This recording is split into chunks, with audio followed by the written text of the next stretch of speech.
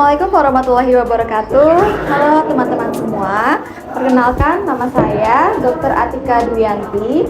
Saat ini saya sedang internship di Puskesmas Pejaguan periode 2023. Oke, teman-teman semua udah pada tahu tentang preeklamsia belum? Kalau belum tahu, di sini saya akan membantu teman-teman untuk menjelaskan apa itu preeklamsi, bagaimana cara mencegahnya, dan deteksi dini dari preeklamsi. Oke, ikuti materi setelah ini ya. Langsung saja, ayo kita mulai pembahasan materinya. Yang pertama, di sini saya akan menjelaskan tentang apa itu preeklamsi.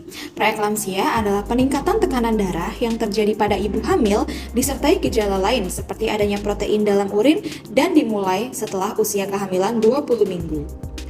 Preeklamsi itu adalah penyebab kematian ibu hamil nomor 2 terbanyak setelah perdarahan. Bagaimana kasus preeklamsia di Indonesia? Insiden kejadian preeklamsi di Indonesia sendiri adalah 128.000 per tahun atau sekitar 5% dari seluruh kehamilan menurut data Kementerian Kesehatan tahun 2017. Sedangkan untuk kasus di Jawa Tengah, menurut data Kesehatan Provinsi Jawa Tengah tahun 2012, kasus preeklamsi ini semakin meningkat setiap tahunnya. Dari tahun 2008 sampai tahun 2011 ini sudah mencapai 3,4%. Lanjut, untuk apa saja sih faktor resiko yang menyebabkan preeklamsi? Jadi faktor resiko preeklamsi ada dua, faktor resiko ringan dan berat. Yang pertama adalah faktor resiko ringan. Itu ada kehamilan pertama kali. Yang kedua, kehamilan dengan pasangan baru. Yang ketiga, obesitas, yaitu indeks massa tubuhnya lebih dari 30. Yang keempat ada usia ibu hamil lebih dari 35 tahun. Dan selanjutnya adalah jarak kehamilan dari hamil yang sekarang dengan hamil yang sebelumnya itu lebih dari 10 tahun. Untuk faktor resiko yang tinggi, yaitu ibu hamil memiliki riwayat preeklamsi sebelumnya. Yang kedua adalah hamil yang kembar. Ketiga, memiliki diabetes dalam kehamilan. Yang keempat, ibu hamil memiliki penyakit ginjal atau autoimun. Yang kelima adalah ibu hamil memiliki hipertensi dari sebelum hamil atau disebut juga hipertensi kronik. Apa saja ya gejala preeklamsi? Mari kita bahas satu persatu. Yang pertama adalah tekanan darah tinggi, yaitu lebih dari 140 per 90 mm air raksa. Yang kedua, terdapat protein di dalam urin. Yang ketiga ada retensi cairan. Retensi cairan adalah penumpukan cairan di tubuh.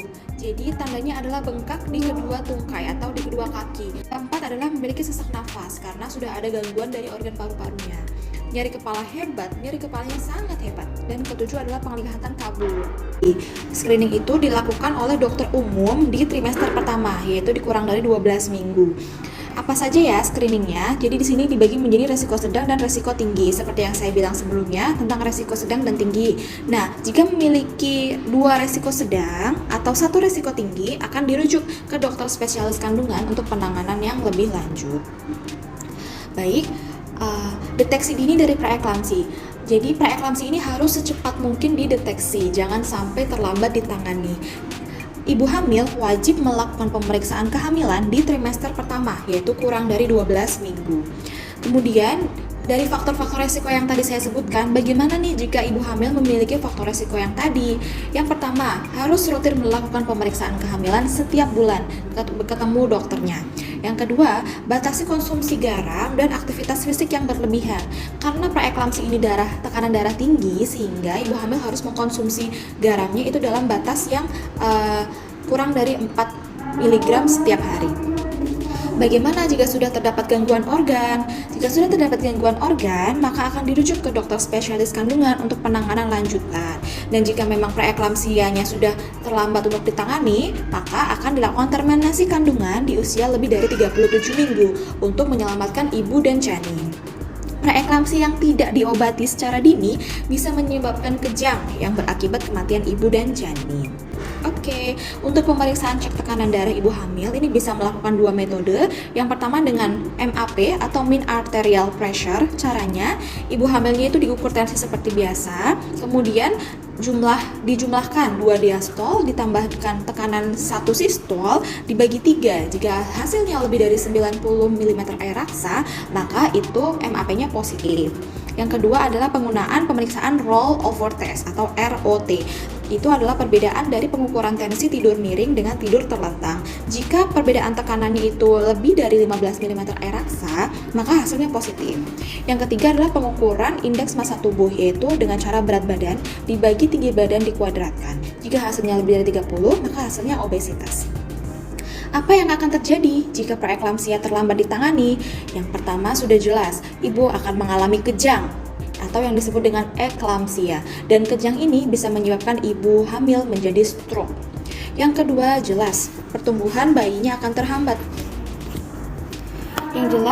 Yang kedua adalah pertumbuhan bayi terhambat, sehingga akan menyebabkan berat badan bayinya itu lahir dengan rendah, bahkan bisa menyebabkan kelahiran prematur. Yang ketiga, ibu hamil bisa mengalami gagal jantung karena tensi yang tinggi. Kemudian yang keempat, risiko perdarahan. Jadi karena tensi tinggi, ibu hamil cenderung akan mengalami perdarahan. Yang ketiga, tentu saja paling bahaya adalah kematian ibu dan janin.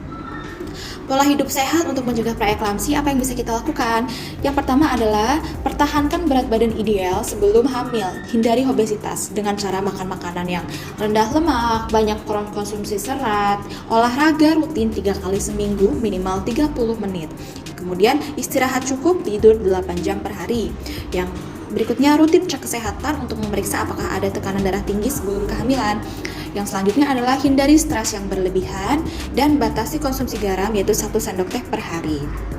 Di sini, peran kader sangat berpengaruh dalam mencegah preeklamsi. Yang pertama adalah untuk memberikan penyuluhan tentang preeklamsi kepada masyarakat, khususnya ibu hamil dan calon ibu hamil. Yang kedua, membantu menemukan pasien yang dicurigai preeklamsi dan merujuknya ke puskesmas. Yang ketiga, membantu puskesmas dalam melakukan pengawasan kepada pasien. Keempat, bertindak sebagai sumber informasi mengenai preeklamsi kepada masyarakat di sekitarnya.